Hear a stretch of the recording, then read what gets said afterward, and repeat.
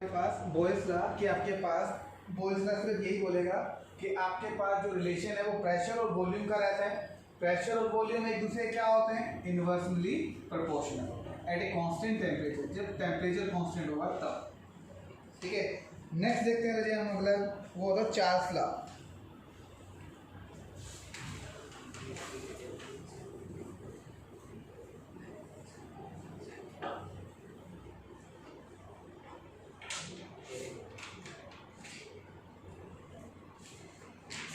दूसरा आपके पास Charles law.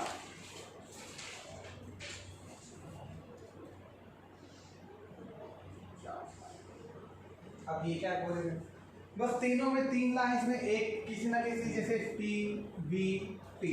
अब जैसे बोयल्स लॉ ने क्या बोला, इसको कांस्टेंट रख दिया, इनका relation.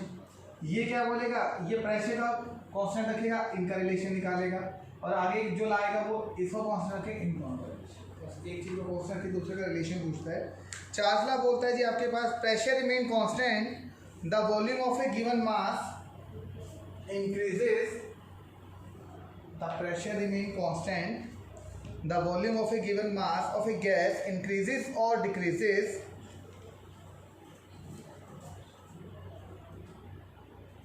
pressure remain constant,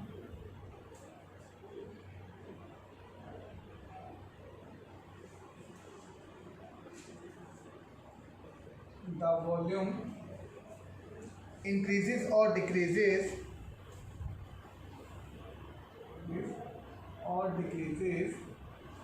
by its 1/27 parts of its volume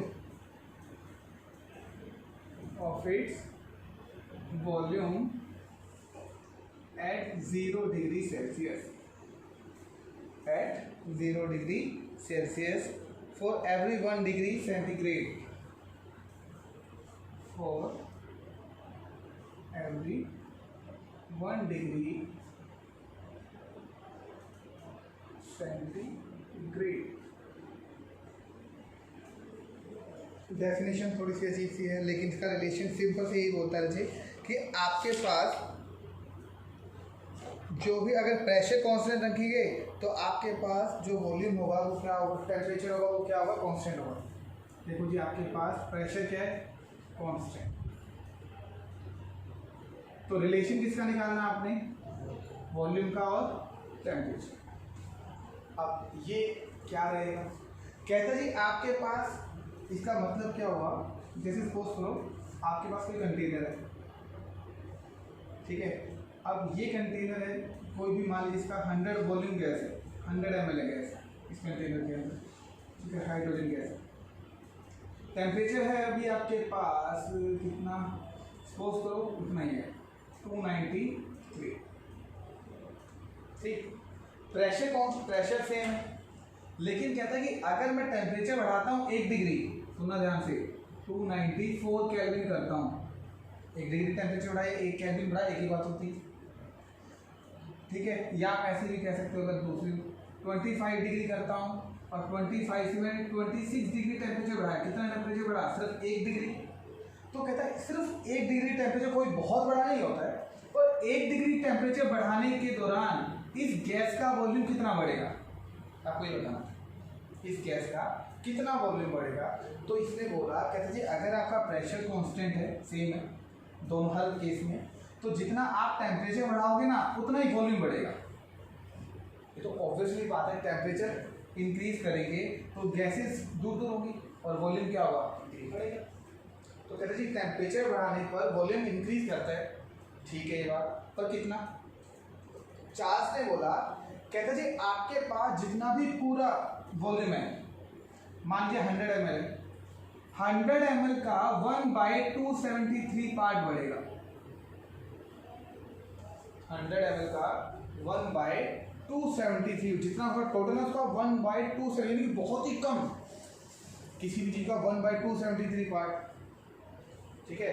अब जैसे इसको बोलते हैं भी 1/2 पार्ट बढ़ा, मतलब आधा बढ़ गया, लेकिन अब मैं कहूँ 1/20 पार्ट बहुत कम बढ़ा, और मैं तो यहाँ तो कहता हूँ कि 1/273 पार्ट, यानी बहुत ही हल्का सा कम। 1 डिग्री टेम्परेचर बढ़ाओगे हल्का सा बढ़ेगा, 2 डिग्री बढ़ाओगे थोड़ा और बढ़ेगा।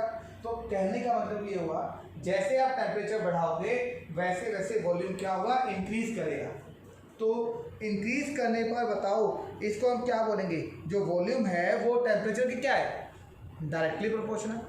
तो इसमें क्या बोलेंगे कि जो वॉल्यूम है वो टेम्परेचर की क्या है, डायरेक्टली प्रोपोर्शनल है। क्या ये बात ठीक है? कहते ठीक है जी, डायरेक्टली प्रोपोर्शनल हो गया।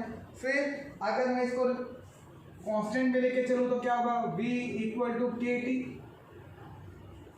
V इक्वल में के टी, और कांस्टेंट में लेके चले तो क्या आएगा, V by T equal to constant. ये भी हो सकता है, V इक्वल बाई में T क्या होगा, कांस्टेंट के बराबर हो जाएगा जी। इसमें जो K होता है वो अमाउंट ऑफ गैस पे डिपेंड करता है। ठीक है जी, कांस्टेंट प्रेशर ये हो जाएगा आपके पास कांस्टेंट प्रेशर के बराबर बोल दो।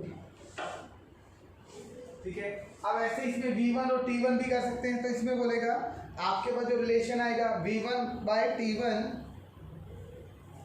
ये है आपके पास V1 by T1, sorry V1 bye T2, T1 और V2 बाय T, ठीक, दो रिलेशन होंगे। V1 by T1 equal to V2 by T2 at a constant pressure. ठीक है जी, ये हो जाएगा। तो कहते जी आपके चार्ल्स लॉ बोलता है कि जितना ज्यादा आप टेम्परेचर बढ़ाओगे उतना ज्यादा वॉल्यूम बढ़ेगा। वैसे ही बढ़ती, यानी कि डायरेक्टली प्रोपोर्शनल होता है जिसके केस में। अगर डायरेक्टली प्रोपोर्शनल तो V बाई टी हो जाएगा कांस्टेंट प्रेशर। अगर अलग अलग निकालना है V1 इक्वल टू T1, दूसरा क्या होगा V2 बाई T2। तो ये किसका फॉर्मूला बनेगा आपके पास, चार्ल्स लॉ का फॉर्मूला बन जाएगा। तो चार्ल्स लॉ का फॉर्मूला क्या बनेगा, V1 by T1 equal to V2 by T2। अभी थोड़ी देर पहले हमने किया था बॉयल्स लॉ, उसका फॉर्मूला क्या था, P1 into V1 equal to P2 into V। ठीक है, ये ऐसे फॉर्मूले आपको ध्यान में रखने हैं। अब इसके लिए क्या फॉर्मूला बनेगा, कैसे पेपर में आएगा वो देख लीजिए।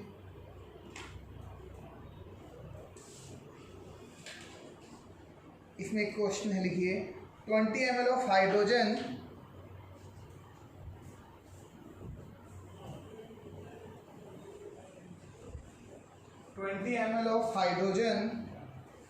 measured at 20 ml of hydrogen gas measured at 15 degree Celsius are heated to 15 degree Celsius are heated to 35 degree Celsius. Calculate its, what is the new volume, what is the new volume of the gas at same pressure, at the same pressure। कहते हैं pressure same है। पहले जो आपके पास hydrogen gas है 20 ml hydrogen gas मैंने 15 degree पे रखा, लेकिन मैंने उस गैस को हीट कर दिया 35 डिग्री तक। तो बताओ गैस का वॉल्यूम कितना हो जाएगा, और प्रेशर दोनों का क्या है, सेम है। तो उसके अकॉर्डिंग आपने बताना था जी।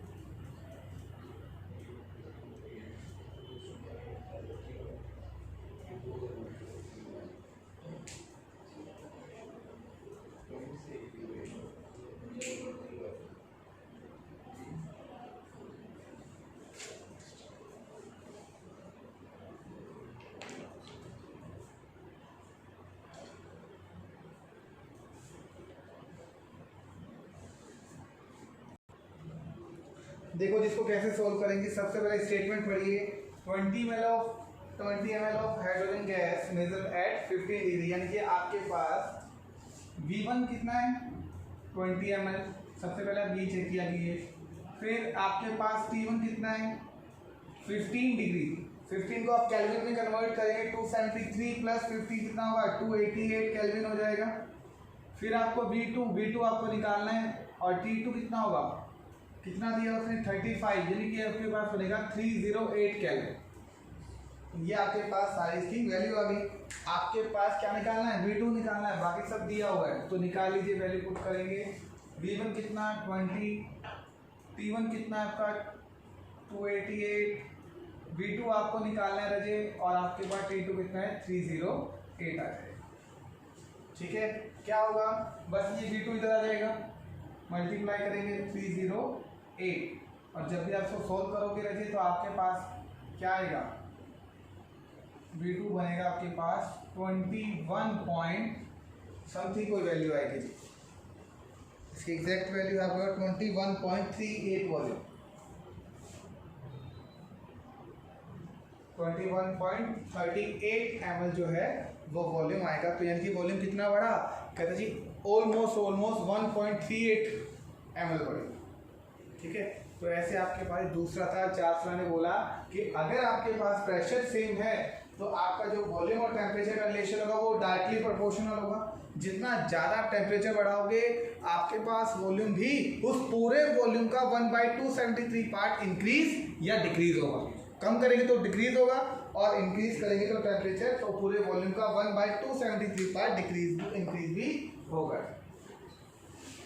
ठीक है जी, तो ये था आपका दूसरा ला। थर्ड ला है जी आपके पास जो आपको बोलेगा वॉल्यूम कांस्टेंट के लिए, और उसका नाम होता है गे-लुसेक ला।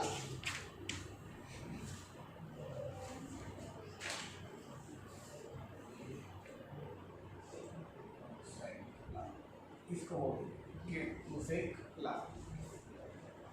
इसमें क्या रहेगा, इसमें वॉल्यूम कांस्टेंट रहता है, volume remaining constant the pressure of given mass, volume remaining constant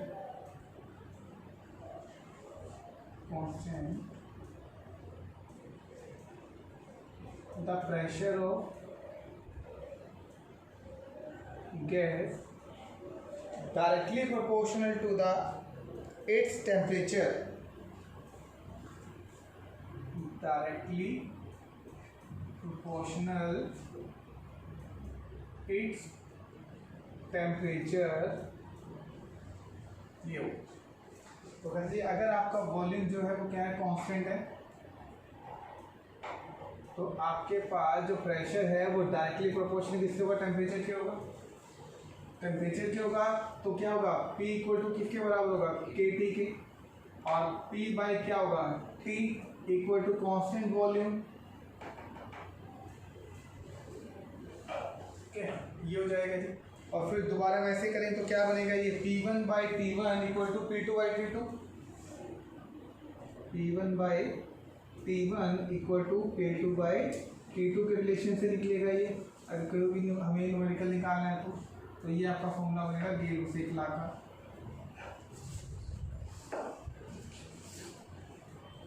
T1 by T1 equal to P2 by T2। क्या कहता है जी, कहता है जी आप जितना ज़्यादा टेम्परेचर बढ़ाओगे, अब देखो इसका भी कोई सेम मतलब है।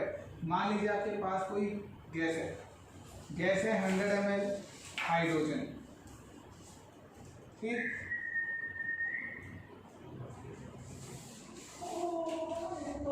अरे कौन सा था ये,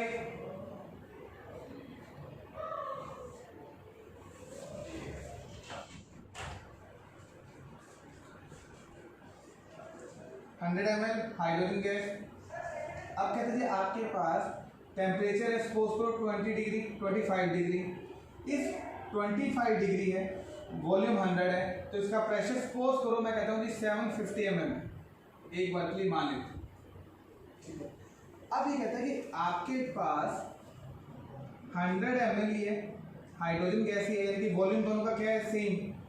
समझने की कोशिश करो, मैं कहता हूँ टेम्परेचर मैंने बढ़ा दिया 26 डिग्री, कितने डिग्री बढ़ा, 1 डिग्री, तो इसका प्रेशर कितना होगा, इसका प्रेशर कितना हो, कितना बढ़ेगा, तो कहते हैं जी प्रेशर तो बढ़ेगा।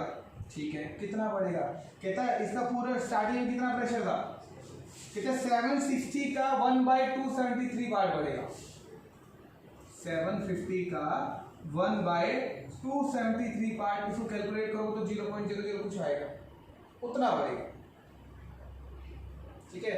तो कहते जी आपके पूरे बॉल प्रेशर का जितना भी प्रेशर है उसका 1/273 पार्ट अगर टेम्परेचर बढ़ाओगे तो बढ़ेगा और कम करोगे तो कम हो जाएगा।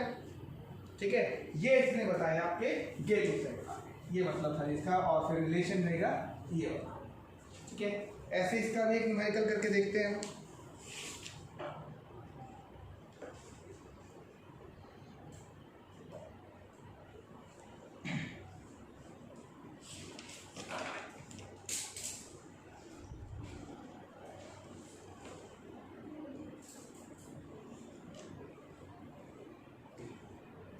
इसमें लिखो जी आप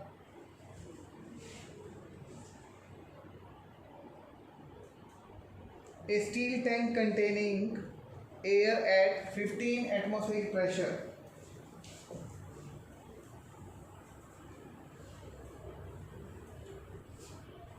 a steel tank containing 50 ml 50 atmospheric pressure, मैं सिंपल लिख देता हूँ जी, gas 15 atmospheric pressure at 15 degree Celsius temperature, at 15 degree Celsius temperature is provided with the safety of valve will lead at pressure of 30, provided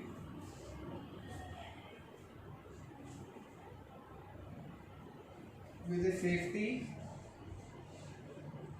valve that will aid at a 30 atmospheric pressure to what minimum temperature must air be heated to blow safety valve. देखो ये आपके पास दो pressure दिए हुए हैं, एक temperature दिया हुआ है, T2 निकालना है तो निकालिए।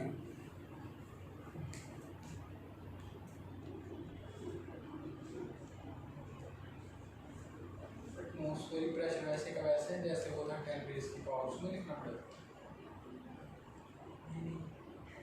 प्रेशर तो बस एटमॉस्फेरिक में ही चलता होता है ना, बेसिकली।